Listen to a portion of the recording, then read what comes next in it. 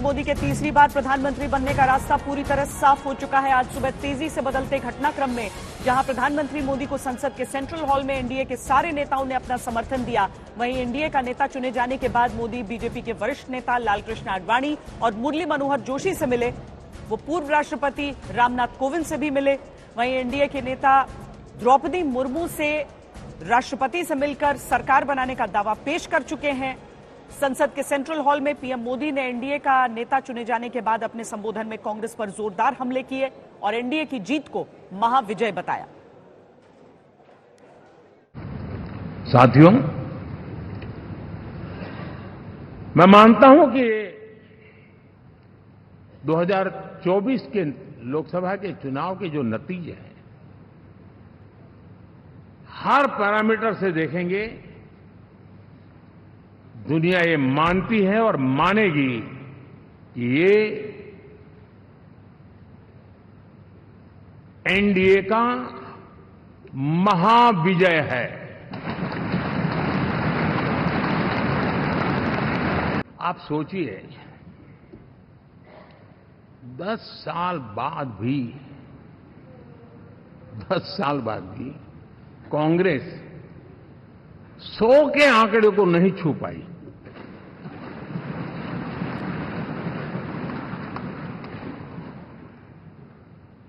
और अगर मैं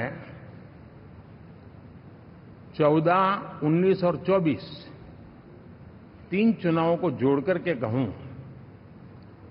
कांग्रेस के 3 चुनाव जोड़ूं, तो इन 3 चुनावों में जितनी सीटें मिली है, उससे ज्यादा हमें इस चुनाव में मिली है।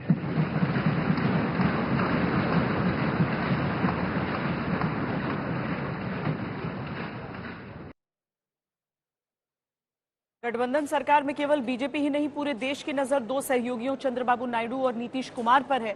आज की बैठक में नीतीश कुमार ने नरेंद्र मोदी के प्रति बार बार अपने समर्थन की बात दोहराई। संबोधन के बाद वो पीएम के पांव छूने के लिए भी झुके। हमारी party Janata Dal United, Bharatiya Janata party संसदीय दल के नेता आदरणीय श्री नरेंद्र मोदी जी को भारत के प्रधानमंत्री पद के लिए समर्थन देती है।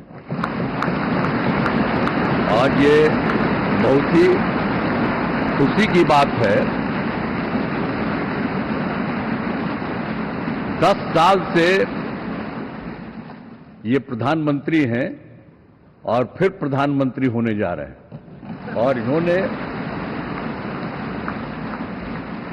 पूरे देश की सेवा की। अब पूरा भरोसा है कि जो कुछ भी बचा है अगली बार ये सब पूरा कर देंगे, और जो भी हर राज्य का है, और हम लोग पूरे तौर पर सब दिन इनके साथ रहेंगे और पूरे तौर पर जो कुछ भी है आज जिस तरह से भी ये करेंगे बहुत अच्छा है।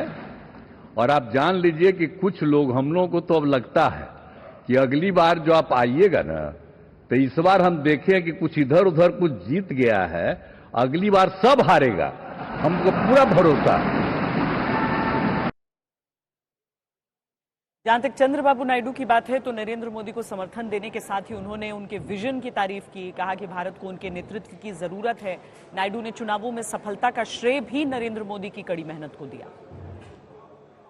Wonderful majority I have seen for the election campaign. For the 3 months, Honorable PM never took any rest. Day and night,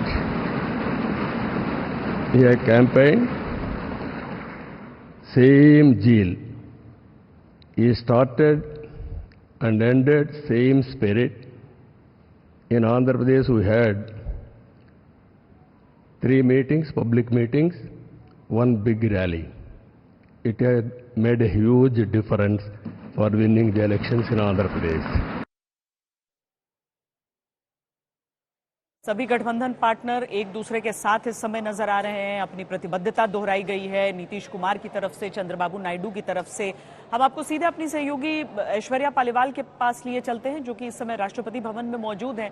Aishwarya, एक तो आज जहां पर समर्थन की चिट्ठी सभी सहयोगी दलों की तरफ से राष्ट्रपति के सामने प्रस्तुत की गई।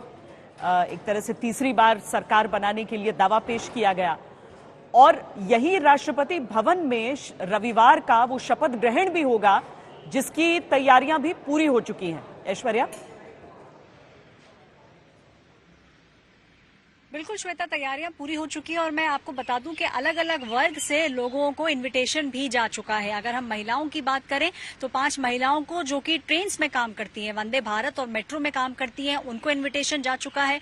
अगर हम किन्नर समाज की बात करें तो 10 जो लोग हैं किन्नर समाज से, उनको इन्विटेशन गया है। जो सफाई कर्मचारी हैं उनको भी 10 सफाई कर्मचारियों को गया है इन्विटेशन, जिनमें से 5 महिलाएं हैं। और जिन लोगों ने पार्लियामेंट बनाया था और जो इस समय सेंट्रल विस्तार प्रोजेक्ट में जो लोग लगे हैं, जो लोग काम कर रहे हैं, 10 उन लोगों को भी इस समय इनविटेशन जा चुका है। तो कहीं ना कहीं कोशिश ये की जा रही है कि जिस तरीके से ये जो एनडीए का कोलिशन है, जिसको अटल बिहारी वाजपेयी ने एक बार कहा था कि ये एक इंद्रधनुष की तरह है जिसमें 7 रंग हैं, उसी तरह से इस बार जो न्योता दिया गया है वो कोशिश यही की गई है कि जिस तरह से इंद्रधनुष रंगों को बांध देता है, इस इन्विटेशन के थ्रू और ये जो सेरेमनी है, अलग अलग वर्ग के लोगों को एक साथ लेके आया जाए, उनको एकजुट किया जाए।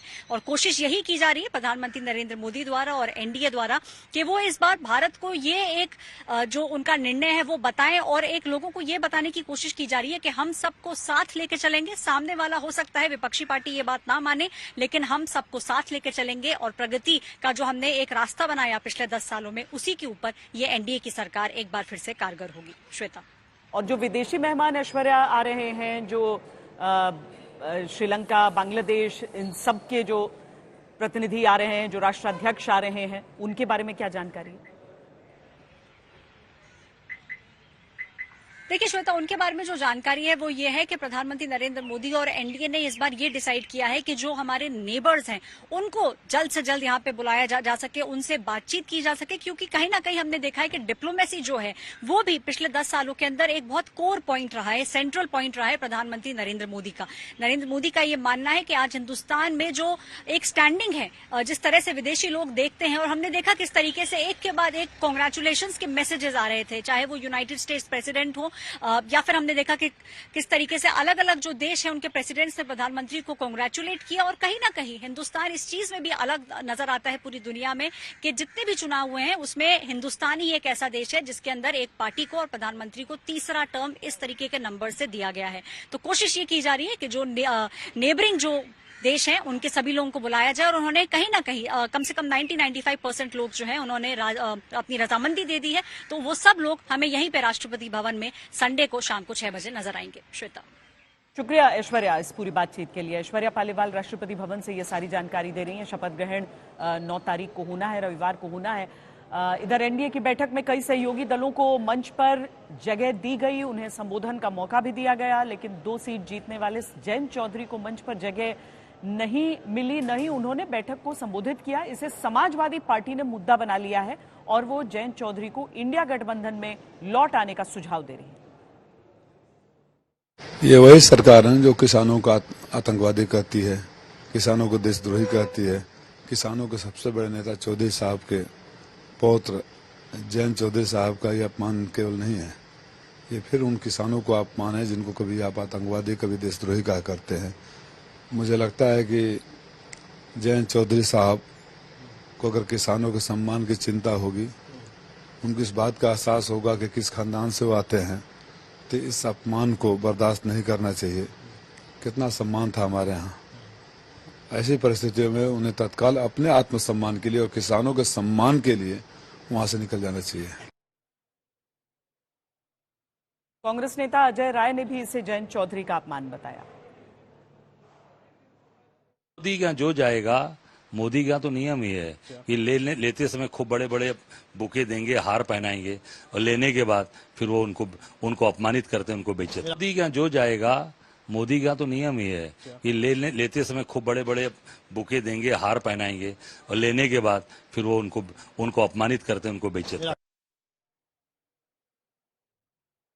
कांग्रेस नेता अजय राय जो तीसरी बार वाराणसी से चुनाव लड़े प्रधानमंत्री मोदी के खिलाफ और हारे।